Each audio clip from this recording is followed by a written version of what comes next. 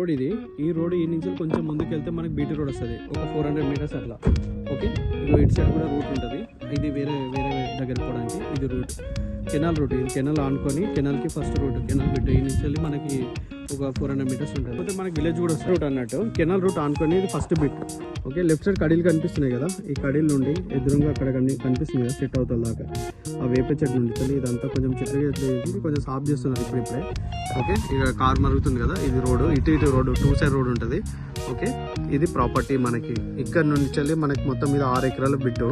ఈ నుంచి ఎదురుగా కడీలు చెట్టు కనిపిస్తుంది కదా వేప చెట్టు, ఆ వేప చెట్టు ఎదురుగా కొంచెం పైన చిన్న స్టోన్స్ ఉంటాయి. అక్కడ రైట్ సైడ్ అది కనిపిస్తుంది కదా, సాఫ్ చేసింది అదంతా ల్యాండ్. మొత్తం 6 ఎకరాల ప్రాపర్టీ ఇది. జనగాం నుండి మనకి ఇడికి 13 కిలోమీటర్లు ఉంటుంది. బీటీ రోడ్ నుంచి ఒక 400 మీటర్స్ ఉంటుంది. ఓకే, కార్ వస్తుంది కదా, కార్ వస్తున్న రూట్ ఇది. ఇటు సైడ్ కూడా రూటే, ఇటు నుంచి ఇటు దాకా ఇక్కడ రూట్. ఇది కొంచెం ప్లేన్ చేసుకుంటే ఎగ్జాక్ట్ డైరెక్ట్ బీటీ రోడ్కి వెళ్ళిపోవచ్చు. మనకి జనగాం నుంచి జస్ట్ 13 కిలోమీటర్స్ ఉంటుంది సైడ్ వరకు. ఇగో ఇది ప్రాపర్టీ, రైట్ సైడ్ మొత్తము పొలం ఉంటుంది. ఇగో ఇటు లెఫ్ట్ సైడ్ అంతా కల్టివేషన్స్ ల్యాండ్ కిందికి అంతా. ఓకే, కింది కరెంట్ శాంక్షన్ అవన్నీ ఉన్నాయి. ల్యాండ్ కూడా క్లియర్ ఉంటుంది, బాగుంటుంది సైడ్ కూడా. ఇది ప్రాపర్టీ రెడ్ సైల్, మొత్తం రెడ్ సైల్ ఉంటుంది. రోడ్ ఫేసింగ్ తోటి ఉంటుంది, కెనాల్ రోడ్ ఫేసింగ్ ఉంటుంది.